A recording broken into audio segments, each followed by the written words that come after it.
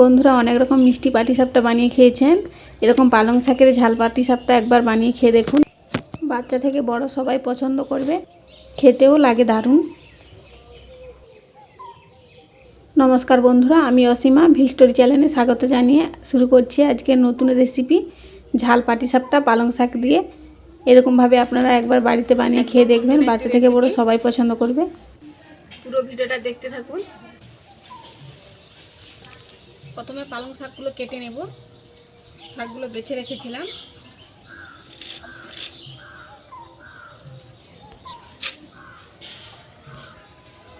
বড় বড় সাইজ করে কেটে নেব।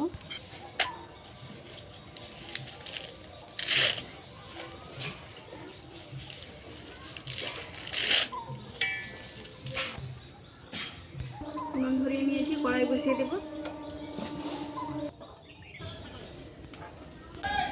এখানে আমি চাট মশলা বানাবো, তার জন্য ধনে, পানমৌরি, জিরে আর জোয়ান আর 5টা শুকনো লঙ্কা নিয়েছি, ভেজে নেব।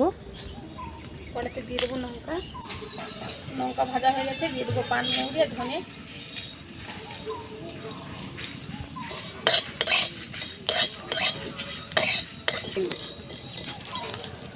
জোয়ান আর জিরে।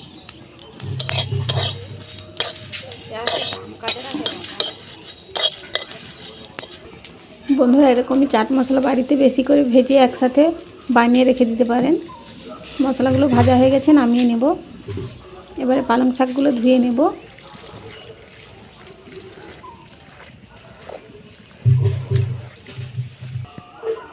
কড়াইতে দিয়ে দেব ভাপিয়ে নেওয়ার জন্য। পালং শাকগুলো একটু ভাপিয়ে নিয়ে তারপরে পেস্ট করলে কালারটা খুবই সুন্দর আসে।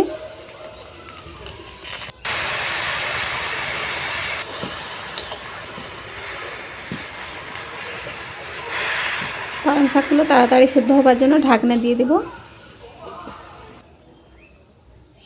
এখানে আমি রেশনের চাল নিয়েছি 1 বাটি, ভিজিয়ে রেখেছিলাম 2 ঘন্টার মতো। মিক্সিং জারে নিয়ে নেব পেস্ট করার জন্য। শিলপাটাতেও আপনারা বেটে নিতে পারেন।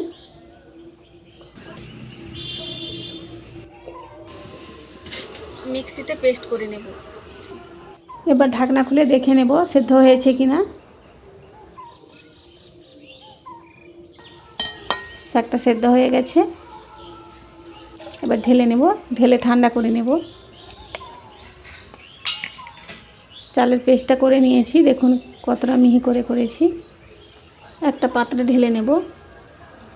এবার পিঠের পুর বানানোর জন্য নিয়েছি পেঁয়াজ কুচি, কাঁচা লঙ্কা কুচি, ধনেপাতা কুচি, টমেটো কুচি আর ভাজা বাদাম। আর নিয়েছি 2টো মাঝারি সাইজে সেদ্ধ করা আলু। এবার কড়াইতে দিয়ে দেব সরষের তেল। তেল গরম হয়ে গেলে দিয়ে দেব পেঁয়াজ আর কাঁচা লঙ্কা কুচি।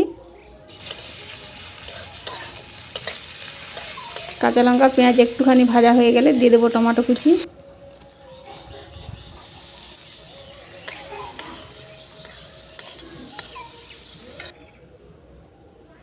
স্বাদ মতো নুন, হলুদ গুঁড়ো ভালো করে ভেজে নেব। এবার দিয়ে দেবো সেদ্ধ করে রাখা আলু। আলুটাকে একটু ভেজে ভেজে নেব মশলার সাথে।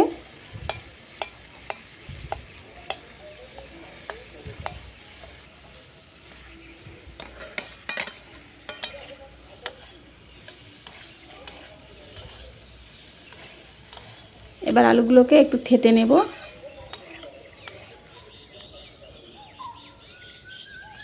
এবার দিয়ে দেবো ধনেপাতা কুচি।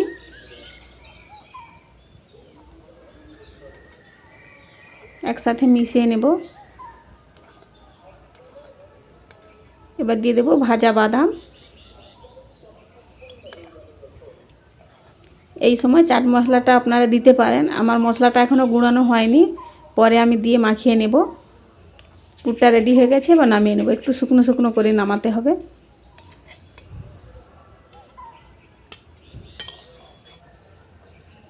এবার পালং শাকটা ঠান্ডা হয়ে গেছে, মিক্সিং জারে নিয়ে নেব। পেস্ট করে নিয়েছি, দেখুন। পেস্ট করার পর ভাপিয়ে রাখা পালং শাকের কালারটা কতটা সুন্দর এসেছে। এবার চালের পেস্টের মধ্যে দিয়ে দেব, একসাথে মিশিয়ে নেব। এর মধ্যে আর কিছুই দেব না, শুধু স্বাদ মতো নুন দিয়ে দেব। এবার দিয়ে দেবো 1/2 চামচ নুন। একসাথে মিশিয়ে নেব।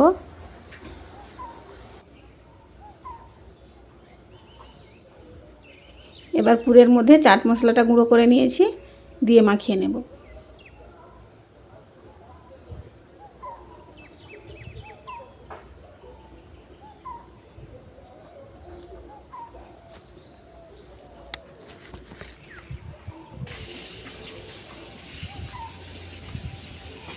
এদিকে উনুনে একটা তাওয়া বসিয়ে দিয়েছি, তাওয়ার মধ্যে অল্প তেল ব্রাশ করে নিয়েছি।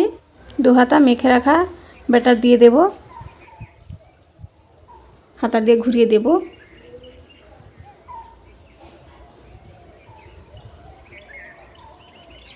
এবার ঢাকনা দিয়ে দেব। 5 মিনিট পর ঢাকনা খুলে দেখে নেব, কালারটা উপর থেকে চেঞ্জ হয়ে এলে আলুর পুর দিয়ে দেব।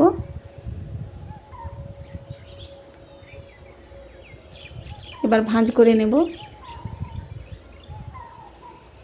এখানে আলুর পুর দিয়ে বানাচ্ছি, একটু সময় ধরে ভেজে নিতে হবে, নাহলে পিঠেগুলো কিন্তু বেশি নরম হয়ে যাবে।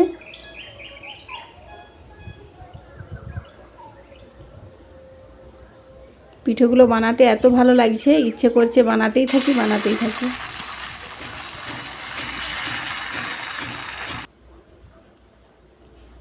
আবারও ঢাকা দিয়ে দেব। ঢাকনা খুলে আবারও আলুর পুর দিয়ে দেব।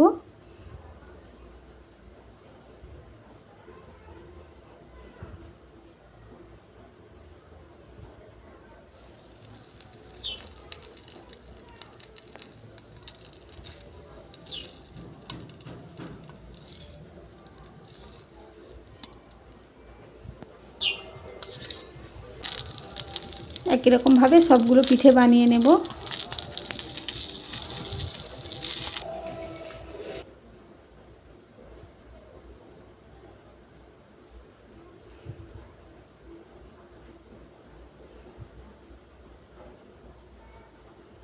সবগুলো পিঠে বানিয়ে নিয়েছি। এবার দেখুন দেখতে কতটা সুন্দর লাগছে, কালারটাও দেখুন কেমন সবুজ সবুজ লাগছে। আলুর পুর ভরা ঝাল পাটিসাপটা পালং শাকের। এভাবে আপনারা একবার বাড়িতে বানিয়ে দেখবেন, বাচ্চা থেকে বড় সবাই পছন্দ করবে। বন্ধুরা, এখনও যদি না বানিয়ে থাকেন একবার বাড়িতে বানিয়ে দেখুন। এবার একটা আমি কেটে দেখাবো।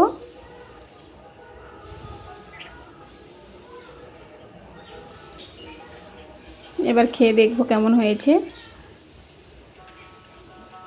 দারুণ হয়েছে খেতে। পুরো ভিডিওটা দেখার জন্য ধন্যবাদ।